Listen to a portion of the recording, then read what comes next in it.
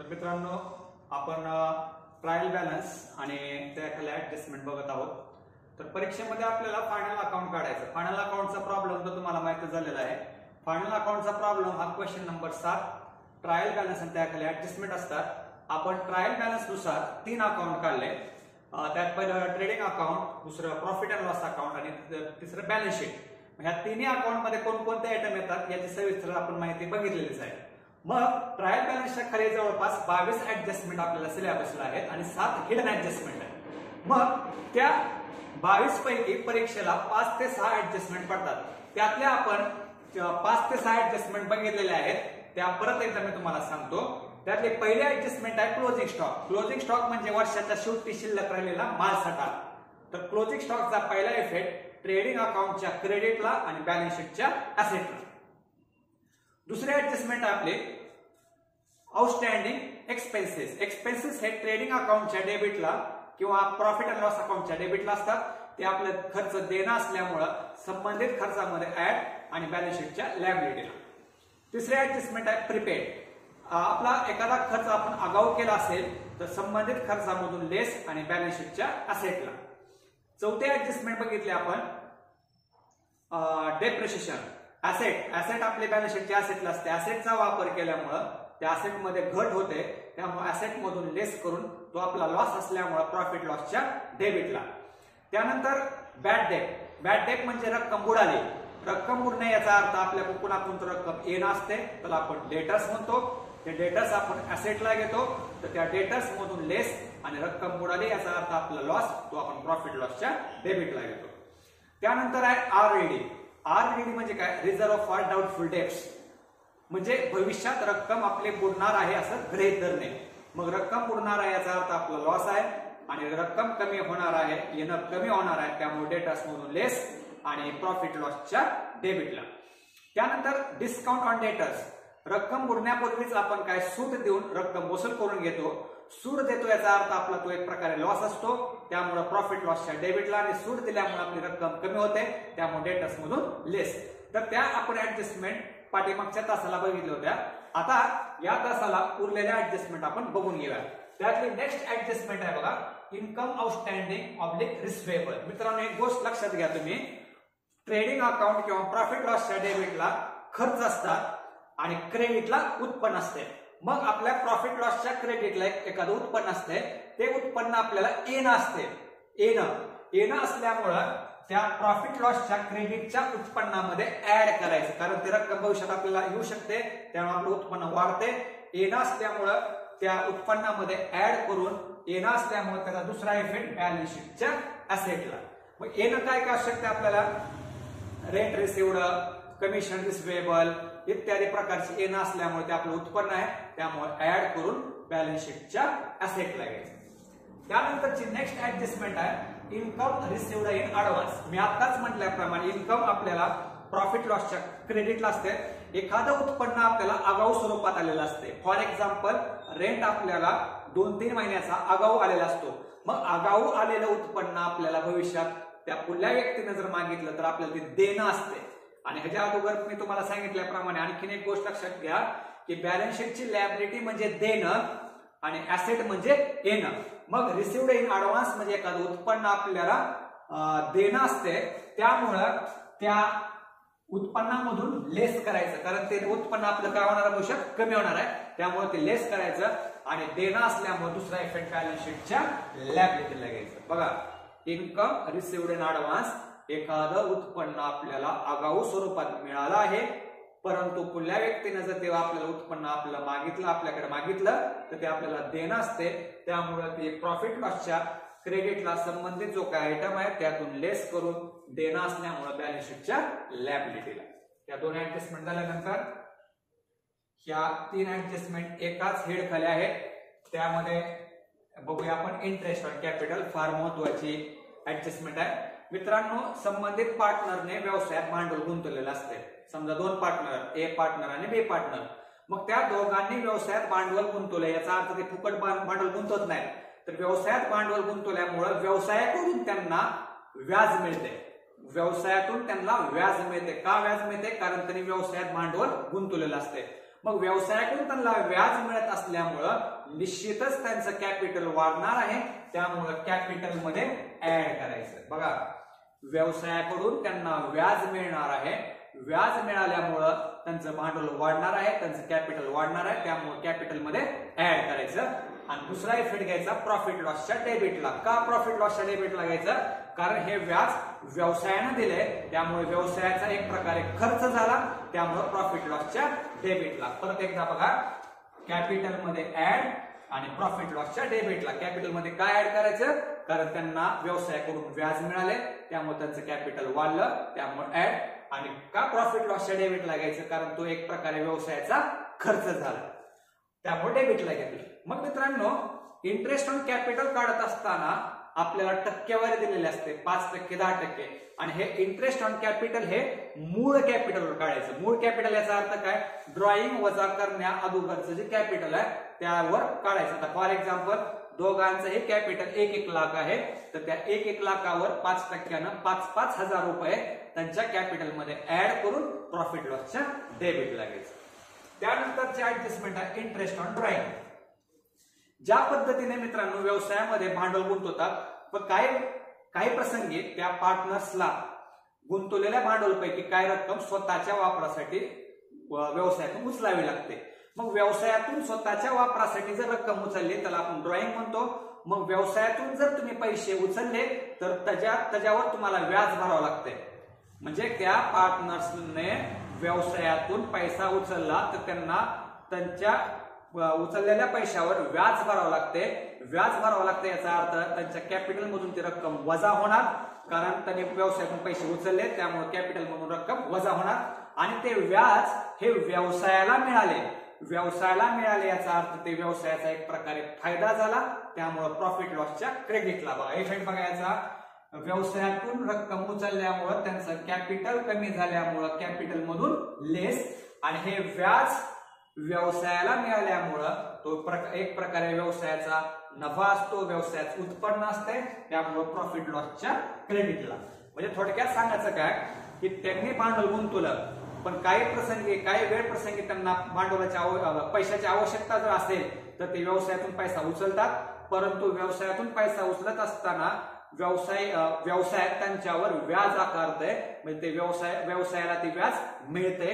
ते व्यवसायाचं एक प्रकारे उत्पन्न असल्यामुळे आपण प्रॉफिट लॉसच्या क्रेडिटला घेतले.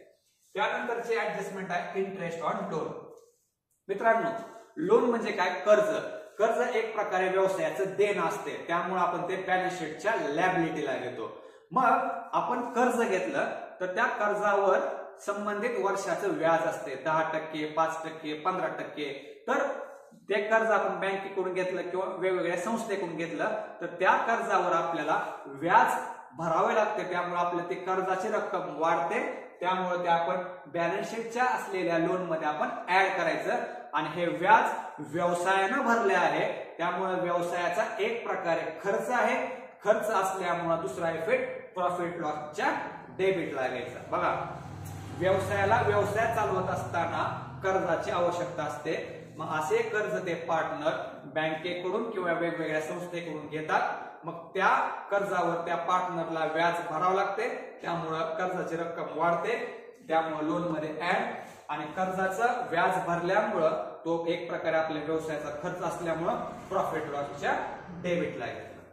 त्यानंतर नेक्स्ट ऍडजस्टमेंट आहे इंटरेस्ट ऑन इन्व्हेस्टमेंट. इन्व्हेस्टमेंट म्हणजे काय? गुंतवणूक म्हणजे काय? आपण बँकेत पैसा गुंतवला किंवा कंपनीमध्ये गुंतवला किंवा सोन्यामध्ये गुंतवला किंवा प्लॉटमध्ये गुंतवला, तरी गुंतवणूक आपली संपत्ती असते आणि ही संपत्ती आपण बॅलन्स शीटच्या ऍसेटला घेतो. बघा, इन्व्हेस्टमेंट आपण गुंतवणूक कुठे घेतो? ऍसेटला. मग आपण गुंतवणूक केल्यावर आपल्याला त्या गुंतवणुकीवर व्याज मिळते. गुंतवणुकीवर व्याज मिळते याचा अर्थ ते आपलं उत्पन्न आहे. त्यामुळे इफेक्ट घेत असताना गुंतवणुकीवर व्याज मिळाले याचा अर्थ आपली गुंतवणुकीची रक्कम देखील वाढणार आहे.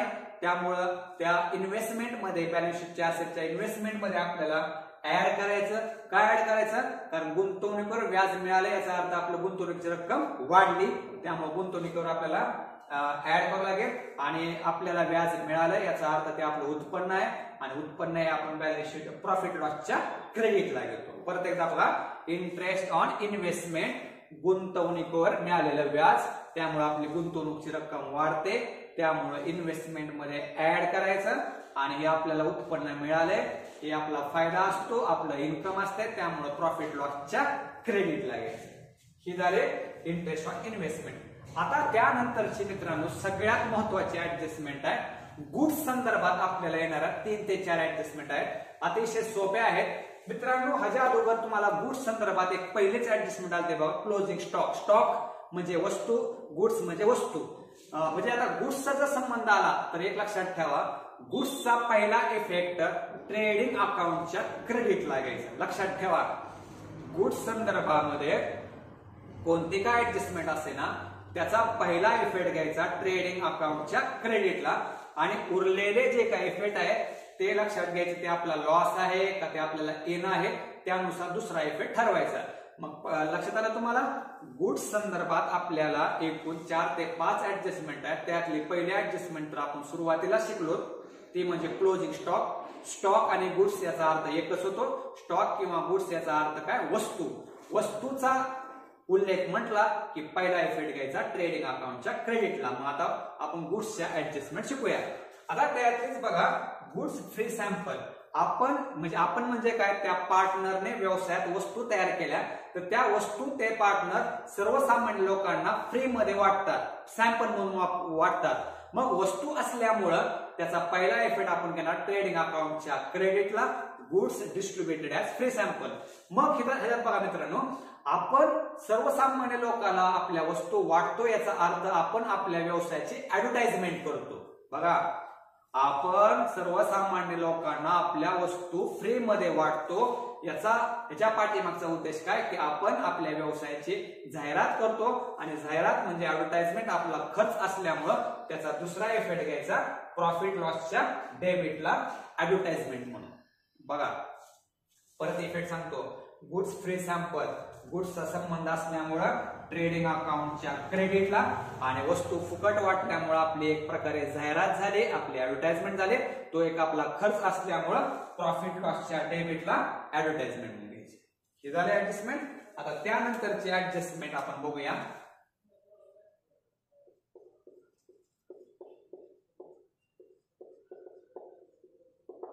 Goods stolen. गुड्स स्टोलन याचा अर्थ काय, वस्तू चोरीला गेल्या. वस्तू चोरीला गेला, स्टोलन किंवा थिफ्ट. आता मी आत्ताच सांगितल्याप्रमाणे गुड्सचा उल्लेख असल्यामुळं पहिला इफेक्ट तुम्हाला घ्यायचा ट्रेडिंग अकाउंटच्या क्रेडिटला. आता दुसरा इफेक्ट घेत असताना अतिशय सोपा आहे, वस्तू आपल्या चोरीला गेल्याचा अर्थ आपला लॉस झाला. वस्तू चोरीला गेल्याचा अर्थ आपला लॉस झाला आणि लॉस आपण कुठे घेत असतो, प्रॉफिट लॉसच्या डेबिटला. त्यामुळे दुसरा इफेक्ट घ्यायचा प्रॉफिट लॉसच्या डेबिटला. परत एकदा बघा, वस्तू आपल्या चोरीला गेल्या, मग वस्तूचा उल्लेख असल्यामुळे ट्रेडिंग अकाउंटच्या क्रेडिटला आणि वस्तू चोरीला गेल्यामुळं तो एक प्रकारे आपला लॉस असतो, त्यामुळे प्रॉफिट लॉसच्या डेबिटला घ्यायचं.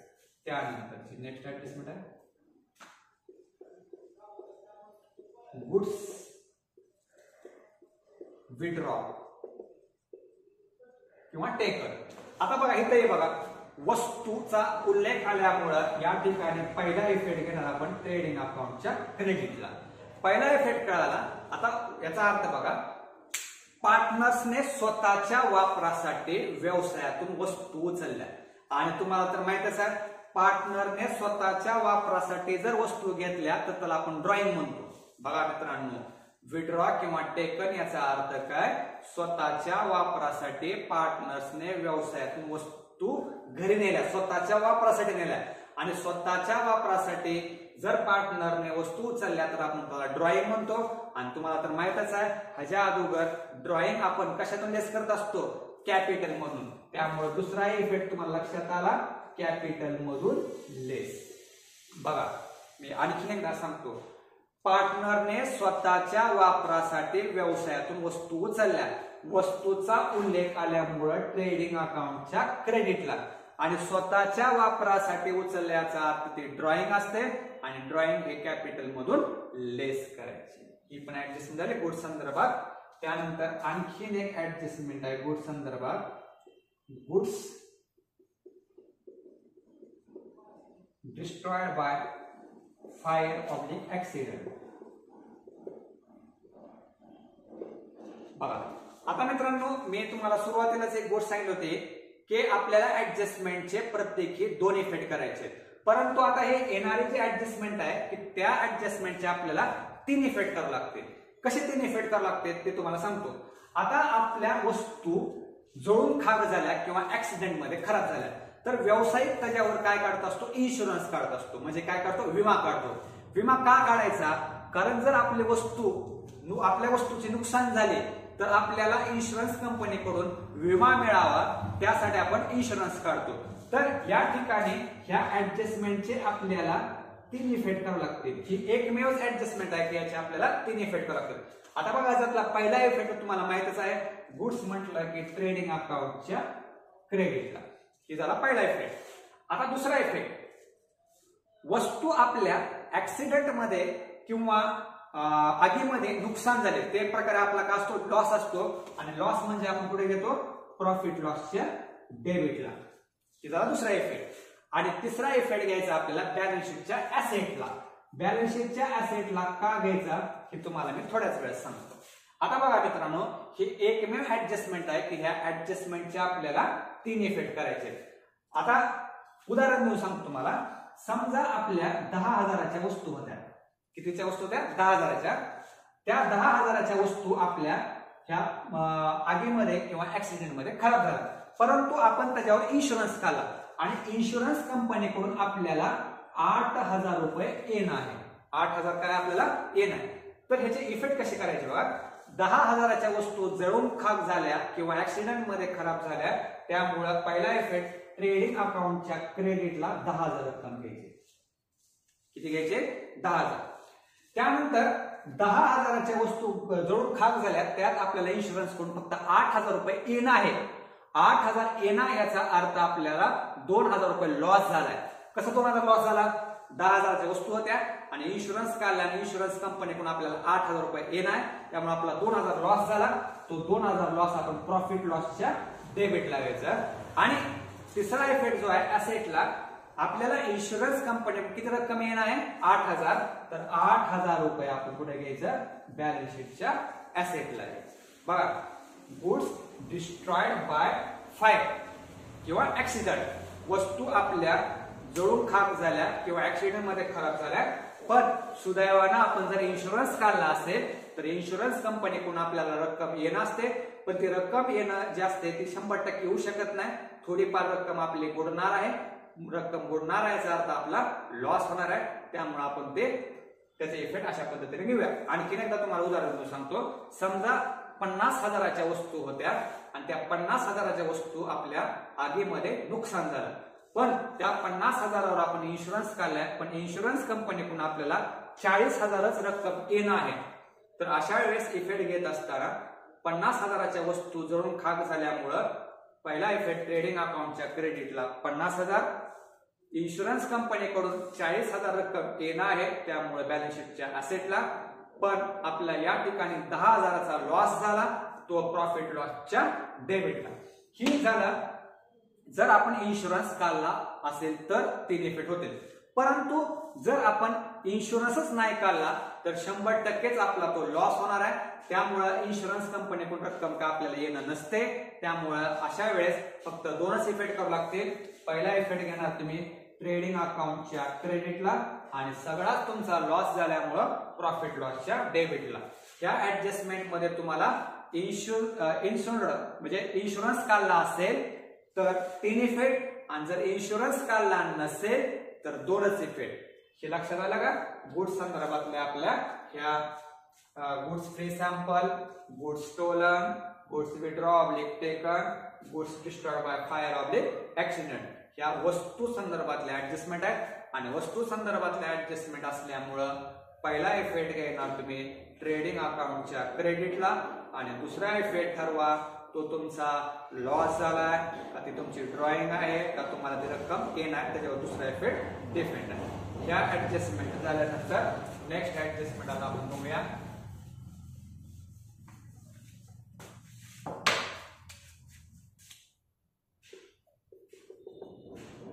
unrecorded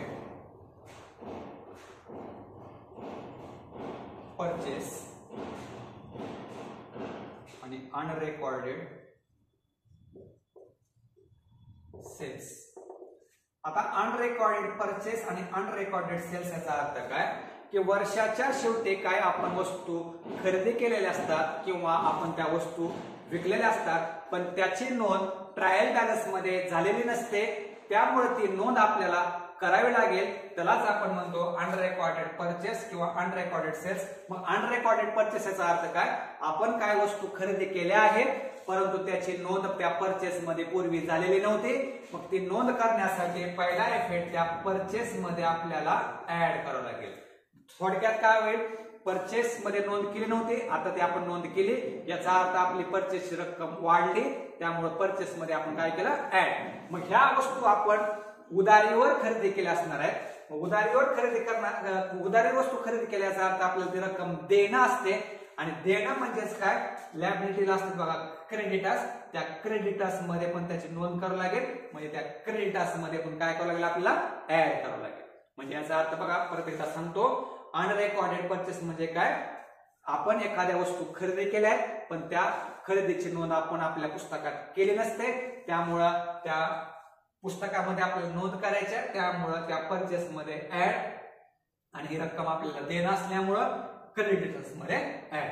आता ज्या पद्धतीने अनरेकॉर्डेड परचेस आहे तसंच अनरेकॉर्डेड सेल्स आहे. याचा अर्थ काय, आपण काय वस्तू विकलेल्या असतात, आपण काय वस्तू उधारीवर विकलेल्या असतात, मग त्या विक्रीची नोंद आपण आपल्या पुस्तकात पूर्वी केलेली नसते, आता ती नोंद आपल्याला करावी लागेल, त्यामुळं ती विक्रीमध्ये आपल्याला आणखी रक्कम वाढणार आहे, त्यामुळं सेल्स मध्ये आपल्याला ऍड करावं लागेल. बघा एखाद्या वस्तूची विक्री केली आहे परंतु त्याची नोंद केली नाही, मग ती नोंद करण्यासाठी आपल्याला सेल्स मध्ये ऍड करावं लागेल. मग आपण त्या वस्तू विकल्या याचा अर्थ आपल्याला कुठल्या व्यक्तीकडून रक्कम येणं असते. येणं म्हणजेच काय, बॅलन्स शीटच्या असेटला जे डेटास असतात त्या डेटास मध्ये आपल्याला ऍड करावं लागेल. बघा अनरेकॉर्डेड परचेस आणि अनरेकॉर्डेड सेल्स एकमेकाशी रिलेटेड ऍडजस्टमेंट आहे, त्यामुळं अनरेकॉर्डेड परचेस मध्ये ऍड, क्रेडिटर्स मध्ये ऍड, अनरेकॉर्डेड सेल्स मध्ये ऍड, डेटर्स मध्ये ऍड. तर अशा पद्धतीने आजच्या ऍडजस्टमेंट आपण बघितलेले आहेत. आणखीन काय 4-5 ऍडजस्टमेंट आहेत आणि प्लस हिडन ऍडजस्टमेंट आहेत, ते आपण नंतरच्या तासाला बघूया. मग परत एकदा मी आज ज्या झालेल्या ऍडजस्टमेंट आहेत त्या तुम्हाला रिपीट सांगतो. आज आपण सुरुवातीलाच पहिली ऍडजस्टमेंट घेतली होती, इन्कम आउटस्टँडिंग ऑब्लिक रिसिवेबल. मित्रांनो तुम्हाला मी ह्याच्या अगोदर सांगितल्याप्रमाणे आउटस्टँडिंगला पर्यायी नाव लक्षात ठेवा. Outstanding, receivable, due, unpaid, due but not paid, accrued. ह्या आउटस्टँडिंग जर म्हटलं की डोक्यात एकच गोष्ट लक्षात ठेवा, ती आपल्याला ऍड करायचं असते. मग ऍड करायचंय, मग आपलं इन्कम कुठं असते, बॅलन्स शीट प्रॉफिट लॉसच्या क्रेडिटला आपलं उत्पन्न असते. मग त्या उत्पन्नामध्ये आपल्याला ऍड करावं लागेल, कारण ते उत्पन्न आपल्याला येणं आहे. ऍड केल्यानंतर दुसरा इफेक्ट येणं असल्यामुळे असेटला. त्यानंतर इन्कम रिसिव्ड इन ऍडव्हान्स, एखादं उत्पन्न आपल्याला आगाऊ आले, एखादं उत्पन्न आगाऊ आलं याचा अर्थ आपल्याला ते भविष्यात देणं आहे, त्यामुळे आपली इन्कम कमी होणार आहे, त्यामुळे इन्कम मधून लेस आणि देणं असल्यामुळे लॅबिलिटीला. त्यानंतर आपण ऍडजस्टमेंट बघितले, इंटरेस्ट ऑन कॅपिटल म्हणजे कॅपिटल मध्ये ऍड आणि प्रॉफिट लॉसच्या डेबिटला. त्यानंतर इंटरेस्ट ऑन ड्रॉइंग, कॅपिटल मधून लेस, प्रॉफिट लॉसच्या क्रेडिटला. त्यानंतर इंटरेस्ट ऑन लोन, बॅलन्स शीटच्या लायबिलिटीच्या लोन मध्ये ऍड, प्रॉफिट लॉसच्या डेबिटला. त्यानंतर इंटरेस्ट ऑन इन्व्हेस्टमेंट असेटला असते, असेट मध्ये ऍड आणि प्रॉफिट लॉसच्या क्रेडिटला. आणि त्यानंतरच्या आपण ऍडजस्टमेंट बघितल्या गुड्स संदर्भात आपल्याला जवळपास 4 ते 5 ऍडजस्टमेंट आहेत. त्यात आपण पहिलीच ऍडजस्टमेंट ह्याच्या अगोदर घेतली होती क्लोजिंग स्टॉक. एक लक्षात ठेवा, गुड्स म्हटलं की पहिला इफेक्ट ट्रेडिंग अकाउंटच्या क्रेडिटला करायचा आणि दुसरा इफेक्ट ठरवायचा की ते आपला लॉस आहे का येण आहे ती, किंवा आपल्या वस्तू शिल्लक आहे. मग त्यामध्ये आपण बघितलं गुड्स फ्री सॅम्पल, आपण लोकांना फ्री मध्ये वस्तू वाटल्या, याचा अर्थ आपण आपल्या व्यवसायाच्या वस्तूची ऍडव्हर्टाइजमेंट केली. तो एक प्रकारे आपला खर्च असल्यामुळं पहिला इफेक्ट घेतला ट्रेडिंग अकाउंटच्या क्रेडिटला आणि दुसरा इफेक्ट प्रॉफिट लॉसच्या डेबिटला. त्यानंतर गुड्स स्टोलन किंवा थिफ्ट, आपल्या वस्तू चोरीला गेल्या याचा अर्थ आपला लॉस झाला, वस्तू असल्यामुळे ट्रेडिंग अकाउंटच्या क्रेडिटला आणि प्रॉफिट लॉसच्या डेबिटला. त्यानंतर गुड्स विड्रॉ किंवा टेकन, वस्तू असल्यामुळं ट्रेडिंग अकाउंटच्या क्रेडिटला आणि वस्तू टेकन केल्या याचा अर्थ स्वतःच्या वापरासाठी घेतलाय पार्टनरने, त्यामुळे ते एक प्रकारे ड्रॉइंग असते, त्यामुळे कॅपिटल मधून लेस. आणि त्यानंतर 3 इफेक्टवाले ऍडजस्टमेंट बघितले आपण. गुड्स डिस्ट्रॉयड बाय फायर किंवा ऍक्सिडेंट, आपल्या वस्तू आगीने किंवा ऍक्सिडेंटने नुकसान झालं, परंतु आपण सुदैवानं त्यावर विमा काढल्यामुळं आपल्याला विमा कंपनीकडून पैसे येणं असणार आहे. त्यामुळे याचे 3 इफेक्ट कसे केले आपण. वस्तू असल्यामुळं ट्रेडिंग अकाउंटच्या क्रेडिटला रक्कम येणं असल्यामुळं ऍसेटला, पण रक्कम पुरेशी नसते, 100% रक्कम आपल्याला मिळत नाही, काही रक्कम आपली बुडणार आहे, त्यामुळे आपला लॉस होणार आहे, त्यामुळे प्रॉफिट लॉसच्या डेबिटला. आणि त्यानंतर अनरेकॉर्डेड परचेस आणि अनरेकॉर्डेड सेल्स, म्हणजे आपण परचेसची किंवा सेलची नोंद पूर्वी केलेली नसते, ती नोंद आपल्याला करायची असल्यामुळं परचेस मध्ये ऍड आणि क्रेडिटर्स मध्ये ऍड, आणि इकडे सेल्सच्या संदर्भात सेल्स मध्ये ऍड आणि डेटर्स मध्ये ऍड. तर आपण हे ऍडजस्टमेंट बघितल्यात. आणखीन आपल्या रेग्युलर मधल्या 4 ते 5 ऍडजस्टमेंट राहिलेल्या आहेत आणि प्लस आपल्या हिडन ऍडजस्टमेंट पण राहिल्यात. तेवढ्या त्या हिडन ऍडजस्टमेंट झालं की आपण प्रॉब्लेमला प्रत्यक्षात चालू करू शकतो. ठीक आहे, तर या ठिकाणी थांबूया.